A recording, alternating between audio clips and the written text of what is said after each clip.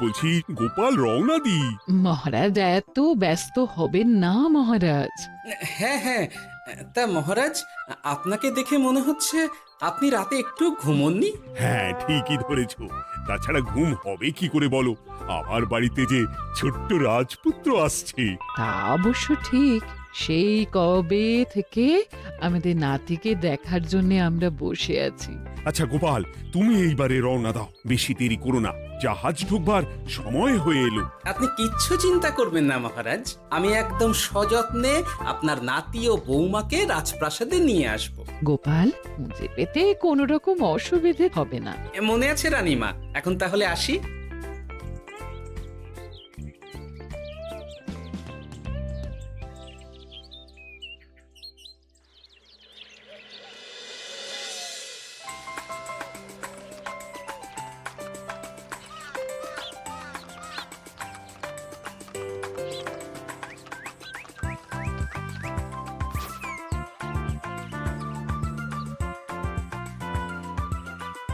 এসো এসো বোমা এসো, আরে আমার নাতি বাবু যে। বৌমা, পথে আসতে কোনো কষ্ট হয়নি তো? এইটুকু পথ আসতে কোনো রকম কষ্ট হয়নি মা। গোপাল কাকা এত ভালো যে কি বলবো। যাক যাক, গোপাল তাহলে আরো একবার আমার মান রাখলো। যতদিন গোপালের ধরে থাকবে তার প্রাণ, সে ততদিন মহারাজের রাখবে যে মান। হ্যাঁ মহারাজ, আমি থাকতে আপনি একদম চিন্তা করবেন না মহারাজ। বেশ বেশ বেশ। আমি তাহলে এখন আসি, কেমন? আরে আরে, কোথায় যাচ্ছ গোপাল? একেবারে মধ্যাহ্ন ভোজনটাও সেরে যাও। ও, ভোজনের ব্যবস্থা আছে? তাহলে তো থাকতেই হবে। ওই ভোজনের কথা শুনেই গোপালের জিভের ওজন বেড়ে গেল। তুমি থামো তো মন্ত্রী, আসলে আজ বিকেলেই আমাদের কুল গুরুদেব আসছেন, তোমরা সবাই থেকো, আজকেই নাতি বাবুর অন্নপ্রাশনের দিনটা স্থির করে নেব। এ তো বেশ ভালো কথা। বেশ তাহলে, বেশ ভালোই হলো। রোজ বাড়িতে খেতে খেতে জিভে একেবারে চড় পড়ে গিয়েছিল। বহুদিন পরে রাজবাড়ির পোলাও কোরমা খেয়ে পেট ভরাবো।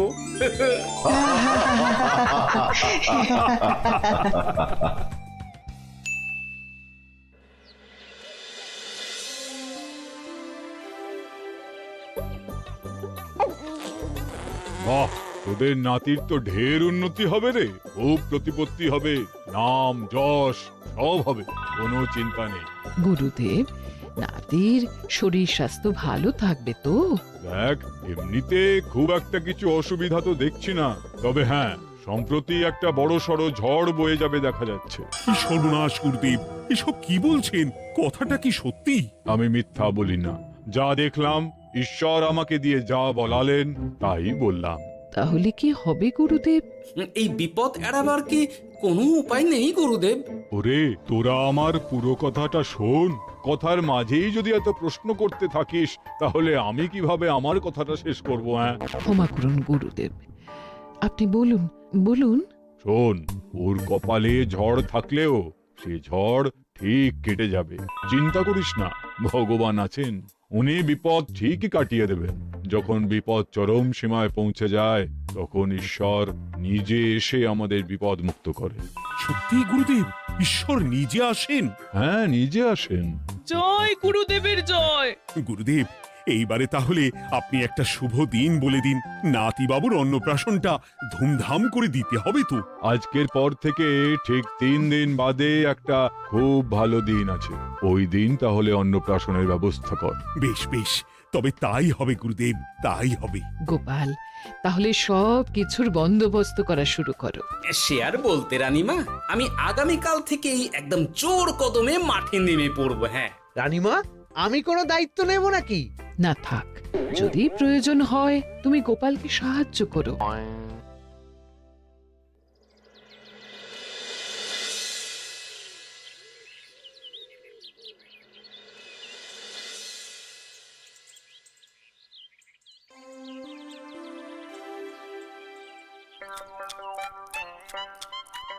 অপূর্ব হয়েছে রান্নাগুলো। সুযোগ পেয়েছে, একেবারে 3 দিনের খাওয়া খেয়ে নিচ্ছে। সুযোগ কি কেউ ছাড়ে মন্ত্রী মশাই? এই আপনি বলুন না, যখনই সুযোগ পান কোষাগার থেকে একেবারে থলি ভরে ভরে মোহর সরিয়ে। থাক মুখ বন্ধ করো। আমার ঘাট হয়েছে বলাটা। তুমি বাবু মন প্রাণ ভরে খাও, কেমন? মহারাজ, এইরকম একটা খুশির দিনেও আপনার মুখে হাসি নেই কেন? আসলে নাতিবাবু তো আর দু একদিন পরেই চলে যাবে, সেই কারণেই মনটা বড্ড ভারাক্রান্ত হয়ে রয়েছে। তা তো ঠিকই, আমাদের ছেলেটা আসতে পারল না। যাও বা নাতি এলো, তাও তো এই কটা দিন কি আনন্দেই না কাটলো। আচ্ছা রানী, আমরা যদি আমাদের কাছে আরো কদিন নাতিবাবুকে রেখে দিই তাহলে কেমন হবে? মানে বৌমাকে তো ফিরতেই হবে। বিদেশে আমাদের খোকার কত কাজ বলো তো।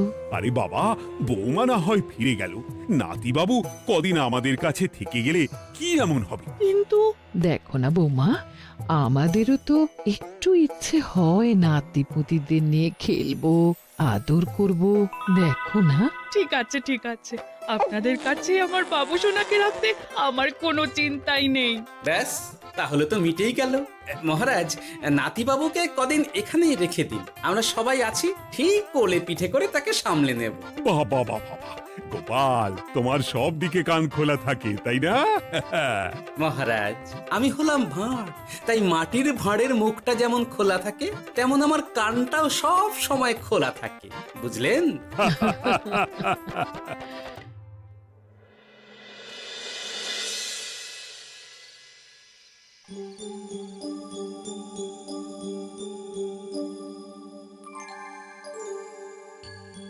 কি ব্যাপার মহারাজ, আপনি এখনো শোননি কেন?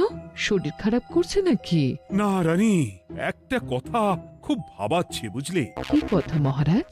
এই যে সেদিন গুরুদেব বললেন না, যখন গভীর বিপদ আসে তখন ঈশ্বর নিজে আসেন বিপদে মোকাবিলা করার জন্য। হ্যাঁ মহারাজ, বললেন তো। আচ্ছা, ঈশ্বর কি বিপদে সত্যিই নিজে আসেন? কিন্তু তিনি নিজে তো বিশাল শক্তিধর, ক্ষমতাবান, তাহলে তিনি নিজে না এসে অন্য কাউকে পরিস্থিতির মোকাবিলা করতে পাঠান না কেন? মহারাজ, ঈশ্বর কখনো কখনো নিজেই হয়তো আসেন, অথবা কখনো কারো দ্বারা বিপদ খণ্ডন করেন। ব্যাপারটা খুবই সহজ মহারাজ। না না, কিন্তু আমার মনে হয়। মহারাজ, আপনার কি মনে হয় আমি জানি না, তবে আমার যা মনে হয় আপনাকে বলেছি। আগামীকাল একবার সভাসদদের প্রশ্নটা করতে হবে, দেখি তারা কি বলে। আগামীকাল সকালে আবার বৌমা ফিরে যাবে।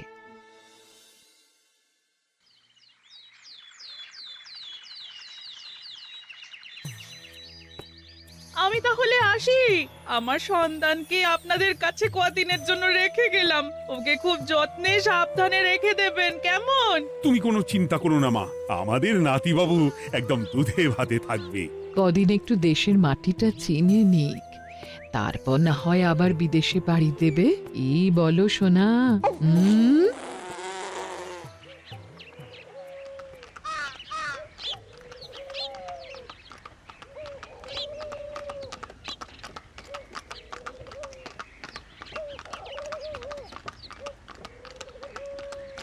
বৌমা তো চলে গেল, এইবারে তাহলে আমরাও যাই। আজকেও নিশ্চয়ই বৌমার ফিরে যাওয়া উপলক্ষে রাজসভা বন্ধ থাকবে। ভুলেও এই সব কথা ভেবো না মন্ত্রী। চলো এইবারে সবাই রাজসভায় চলো, তোমাদেরকে একটা খুবই গুরুত্বপূর্ণ প্রশ্ন করব। সেরেছে, মহারাজ আবার কি প্রশ্ন করবেন ভগবান জানে। সবাই রাজসভায় এসো।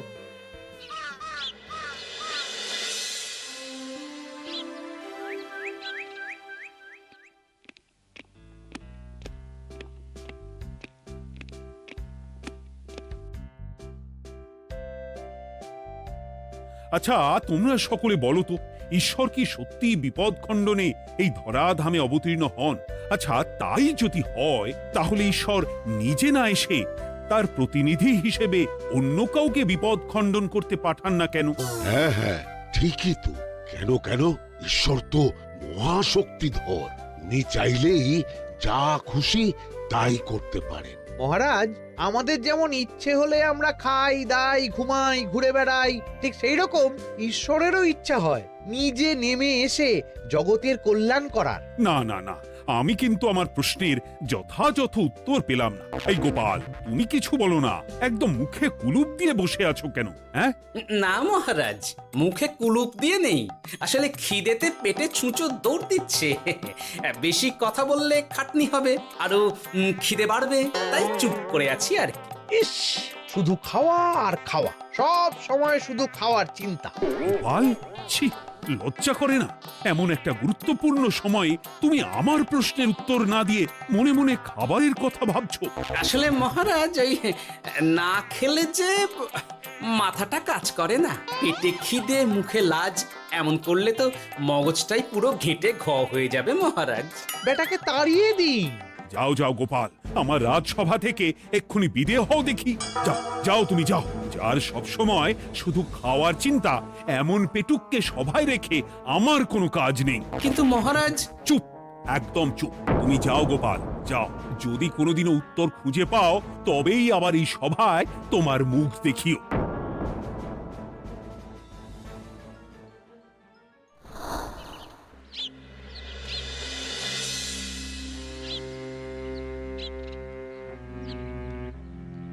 মহারাজ যে এমন সামান্য কারণে আমায় রাজসভা থেকে বার করে দেবেন ভাবতেও পারিনি।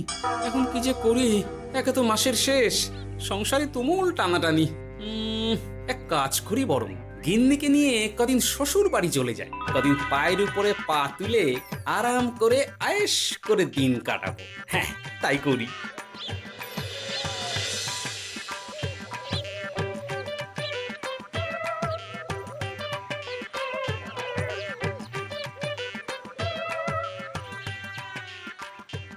গিন্নি, ও গিন্নি, বলছি কি, ওই শিগগিরই তল্পি তল্পা গুছিয়ে তোমার বাপের বাড়ি চলো। এই কটা দিনের জন্য দুজনে ঘুরে আসি, বুঝলে? কি ব্যাপার? তোমার হঠাৎ করে আমার বাপের বাড়ি যাবার হিড়িক কেন? কিছু মতলব আছে নাকি? আমি না তোমার স্বামী? তুমি আমাকে এভাবে বেমক্কা মতলববাজ বলতে পারলে? হ্যাঁ, কোথায় আমি তোমার কথা ভেবে কথাটা বললাম, আর তুমি কি না আমায় স্বামী না স্বামী কে জানে? এই গত 3 মাস ধরে বাপের বাড়ি যাওয়ার কথা বলছি, তুমি তো তখন কানেই নিচ্ছিলে না, এখন হঠাৎ? আচ্ছা আচ্ছা, বুঝেছি বুঝেছি, অনেক ঝগড়াঝাটি হয়েছে, এইবারে তল্পি তল্পা গুছিয়ে চলো, মেলা সময় বয়ে যাচ্ছে। কি এক্ষুনি যাবে নাকি? সন্ধে হয়ে এলো তো। সন্ধে হয়ে এলো তো কি হয়েছে, চলো চলো চলো, শিগগিরই চলো। ঠিক আছে, আমি প্রস্তুত হচ্ছি। তুমি তাহলে একখানা গরুর গাড়ি ডেকে আনোগে, যাও যাও। আরে মিছিমিছি গরুর গাড়ি রাখবো কেন? আরে বাবা, আমরা হেঁটে যাব, হেঁটে। কি বলছো? এতটা রাস্তা বনের মধ্যে দিয়ে আমরা হেঁটে যাব? হ্যাঁ, শোনো গিন্নি, ওই বাতের ব্যথায় না হাঁটাটা বেশ ভালো, বুঝলে? চলো চলো, দেখবে কোনো রকম অসুবিধে হবে না। হ্যাঁ, আমি তো আছি নাকি? হ্যাঁ,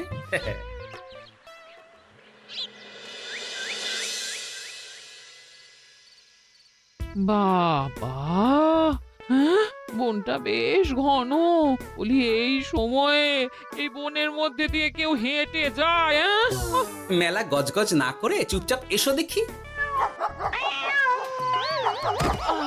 ও মা গো, বাবা গো, বাবা গো, কি লাগাটাই না লাগলো গো। আরে, তোমার থেকে আমার বেশি লেগেছে, যাখানা ধাক্কা মারলে। কি করবো? গিন্নি আমায় ধাক্কা মেরে ফেললো বটে, কিন্তু আজ আমি মহারাজের প্রশ্নের যথাযথ উত্তর পেয়ে গেলাম। বেড়াল ছানাটিকে বাঁচাতে কোনো কিছু না ভেবেই কিভাবে বেড়ালটা ওই বাঘা কুকুরটার দিকে তেড়ে গেল। হ্যাঁ, তার মানে বিপদে পড়লে সন্তানকে বাঁচাতে না, আমাকে এক্ষুনি একবার রাজপ্রাসাদে যেতে হবে, রানীমার সঙ্গে কথা বলতে হবে। আরে আরে আরে আরে, ওদিকে কোথায় চললে গো?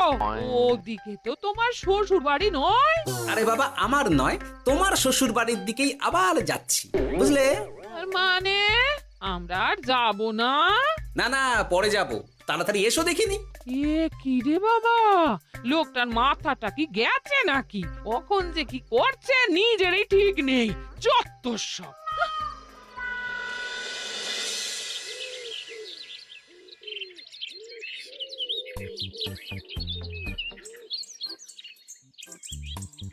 আরে গোপাল দাদা, তুমি এখন কি ব্যাপার গো? আমি একটু রানীমার সঙ্গে দেখা করতে চাই, খুব দরকার। কিন্তু এখন তো সকলে ঘুমাচ্ছে, তাই আমি তো এখন তোমাকে ঢুকতে দিতে পারবো না। আরে অযথা কথা না বলে পথ ছাড়ো, ভিতরে ঢুকতে দাও। গোপাল দাদা, তুমি এই সময় ওই ঢোকার জন্য অহেতুক জেদ করো না। তাছাড়া আমি যতদূর জানি তোমায় তো মহারাজ তাড়িয়ে দিয়েছিলেন, তাহলে আবার বহাল হব, চিন্তা করো না। দয়া করে এখন ঢুকতে দাও। গোপাল দাদা। আহ পেয়াদা, এই এই কি ব্যাপার? এত হইচই কিসের? কি হয়েছে? রানীমা, আমি আপনার সঙ্গে একটু কথা বলতে চাই, বিশেষ দরকার আছে। এসো এসো, ভেতরে এসো। তাহলে মহারাজকে তোমার পরিকল্পনা মতো বাইরে নিয়ে যেতে পারলেই উনি ওনার প্রশ্নের উপযুক্ত জবাব পেয়ে যাবেন, বলছো? সে ব্যাপারে আপনি 100% নিশ্চিত থাকুন রানীমা। এখন আপনি শুধু আমার পরিকল্পনা অনুযায়ী মহারাজকে নৌকা বিহারে যেতে রাজি করান। তারপর কি হয় সেটা আপনি নিজেই সচক্ষে প্রমাণ পেয়ে যাবেন। তোমার উপরে আমার অগাধ আস্থা গোপাল। ঠিক আছে, তুমি যেমনটা বললে ঠিক ওইভাবেই আমি নৌকা বিহারের ব্যবস্থা করছি। রানীমা, দেখবেন এই পরিকল্পনাটা যাতে কোনোভাবেই পাঁচকান না হয়, তাহলে কিন্তু সব ভেস্তে যাবে। নিশ্চিন্তে থাকো গোপাল, কিচ্ছু হবে না, নিশ্চিন্তে থাকো।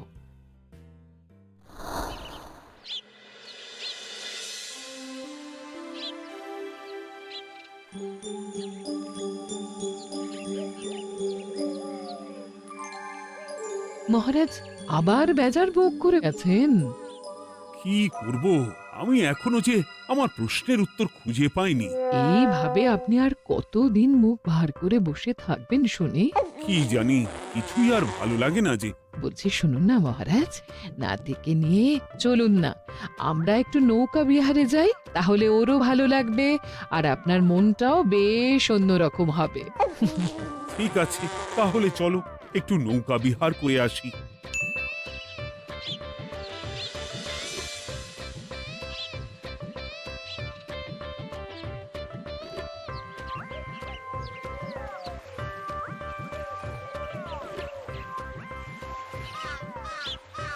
এই তো মহারাজ, আসুন আসুন, সে কখন থেকে আপনার জন্য অপেক্ষা করছি। এ কি গোপাল, তুমি এখানে? কি ব্যাপার? তোমার সঙ্গে তোমার স্ত্রীও আছেন দেখছি। মহারাজ, কতদিন আপনাকে দেখিনি বলুন তো, তাই আজকে একদম সস্ত্রীক চলে এলাম। চলুন চলুন, সকলে মিলে নৌকো বিহার করে আসি। কিন্তু আমি তো তোমাকে তাড়িয়ে দিয়েছিলাম, তারপরেও তুমি। মহারাজ, অনেক তো হয়েছে, এখন এসব কথা ছেড়ে নৌকোতে টুকুস করে উঠে পড়ুন দেখি। কিন্তু মহারাজ অযথা দেরি করবেন না, চলুন উঠে পড়ুন।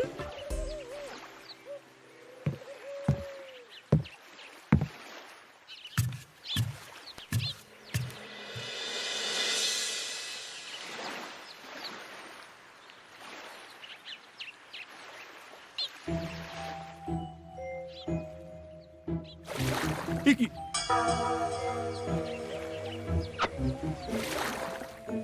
এই নাও, দেখো দেখো, ও কোনো সাড়া শব্দ করছে না কেন? সারা শব্দ করবেন না মহারাজ। মানে এসব কি বলছো? এই পুটুলির ভেতরে তো আপনার নাতি নেই, এখানে নাতির বদলে রয়েছে একখানা খেলার পুতুল। এসব কি বলছো তুমি? এইটা যদি পুতুলি হয় তাহলে আমার নাতি বাবু কোথায়? হ্যাঁ, আপনার নাতি এইখানে একদম সুরক্ষিত অবস্থাতেই আছে। যাক বাবা, আমি যে কি ভয় পেয়ে গেছিলাম তার কি বলবো। কিন্তু রানী, তুমি আমার সঙ্গে হঠাৎ কেন এমন ছলনা করলে? হ্যাঁ, আমার কথাই মহারাজ। কেন? আসলে আমি আপনাকে এই ঘটনার মধ্যে দিয়ে আপনার প্রশ্নের আসল উত্তরখানা দিতে চেয়েছিলাম, তাই। গোপাল, কি বলতে চাইছো একটু খুলে বলো তো। আপনি জানতে চেয়েছিলেন যে ঈশ্বর যেহেতু বিশাল ক্ষমতাধর, তাই সন্তানের বিপদে তিনি নিজে না এসে অন্য কাউকেও তো তার প্রতিনিধি হিসাবে বিপদটা কাটাতে পাঠাতে পারেন। হ্যাঁ, কিন্তু তার সঙ্গে এই ঘটনার কি সম্পর্ক শুনি? মহারাজ, পুতুলটি যখন জলে পড়ে গেল তখন আপনি সেটিকে নিজের নাতি ভেবেই একবারও কারুর জন্য অপেক্ষা না করে, নিজের প্রাণের তোয়াক্কা না করে নাতিবাবুকে রক্ষা করলেন। মহারাজ, আমরা ঈশ্বরের মানব সন্তান। ঈশ্বর আমাদের সকলের হৃদয়ের ভিতরে বসবাস করে, তাই বিপদ হলেই তিনি ছুটে আসেন, কখনো নিজে, আবার কখনো বা কোনরূপ প্রতিনিধি মারফত। তাই ভবিষ্যতে আর কোনোদিনও ঈশ্বর সম্পর্কিত কোনরূপ সংশয় মনে রাখবেন না, কেমন? সাধু সাধু, ধন্য তোমার বুদ্ধি হে গোপাল। সত্যি যেভাবে তুমি একটা ঘটনার মধ্যে দিয়ে আমায় আমার প্রশ্নের উত্তরটা ব্যাখ্যা সমেত, তার কোনো তুলনা হয় না। তোমার যে আর কিভাবে প্রশংসা করব তাই ভাবছি। মহারাজ, আমার আর প্রশংসা না করে ওই পেট পুরে একটু ভালো মন্দ খাওয়ান তো দেখি, তাহলেই হবে, আর কিচ্ছু চাই না। আচ্ছা আচ্ছা, বেশ বেশ, তাই হবে। আগামী 7 দিন তোমার সস্ত্রীক সহ রাজবাড়িতে দুবেলা আহারের নিমন্ত্রণ থাকলো, কেমন? ব্যাস, আর কি চাই?